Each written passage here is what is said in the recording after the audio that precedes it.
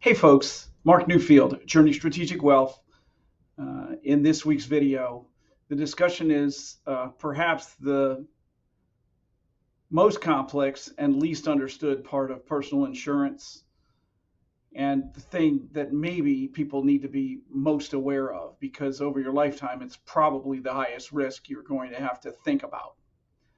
And that's the lovely long-term care insurance.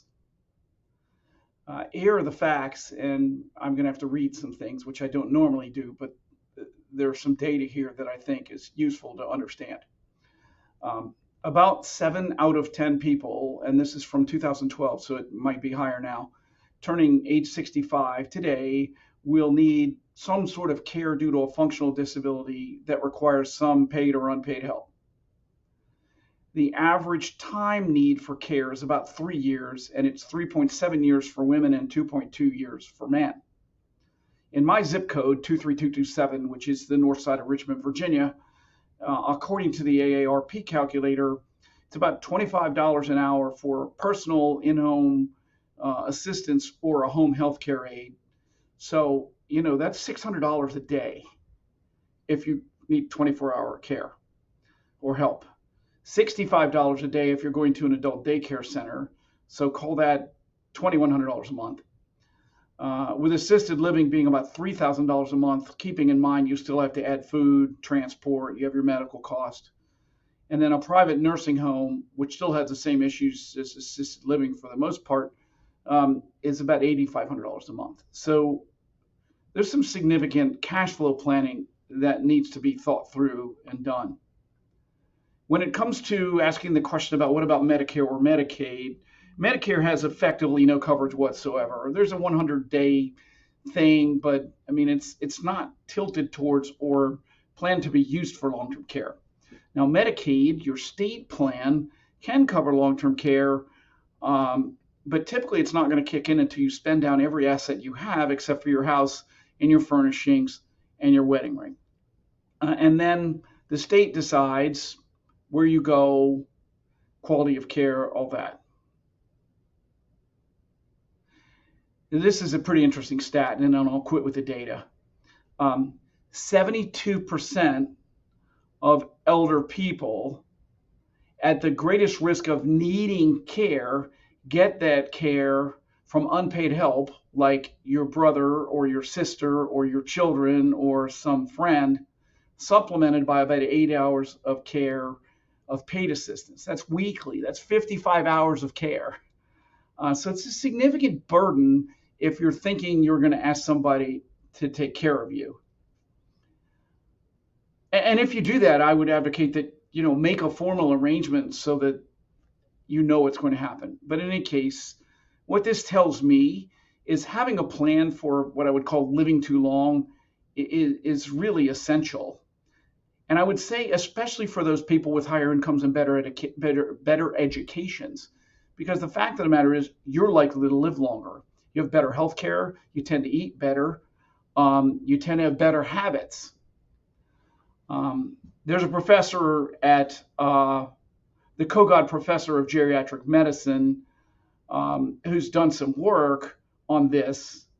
And his findings are that while the genetics play a large part in your lifespan, the environmental influences that I just talked about are a much greater impact.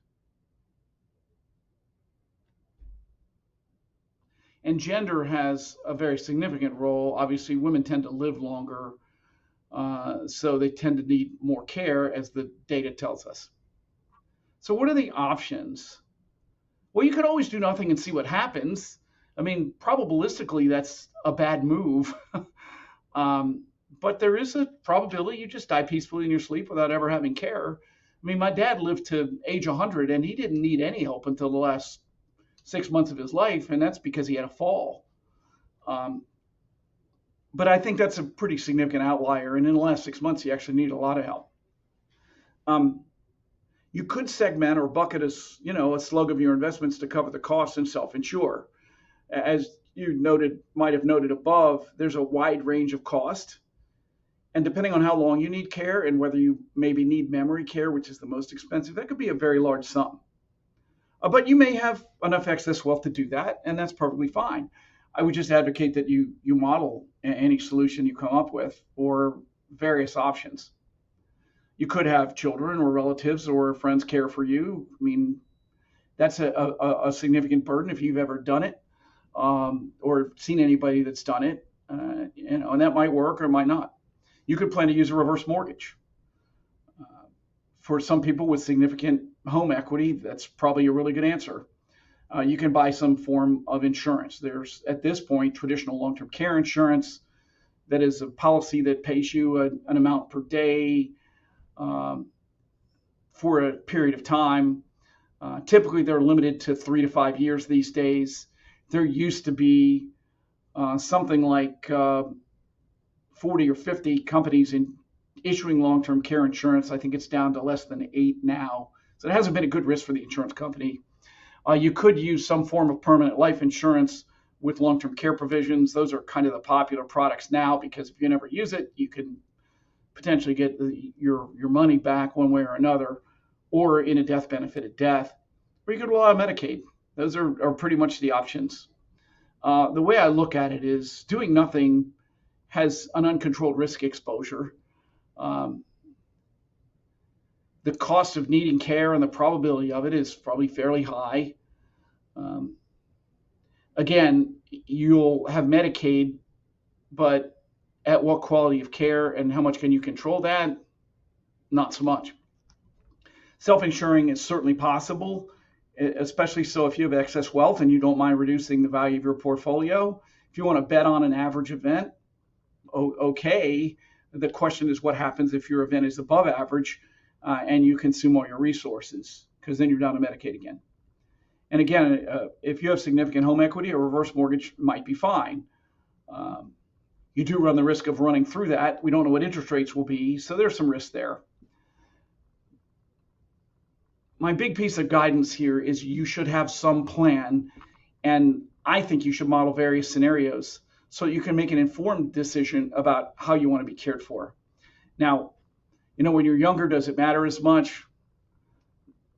Probably not really, although people do have accidents and things like that and need care.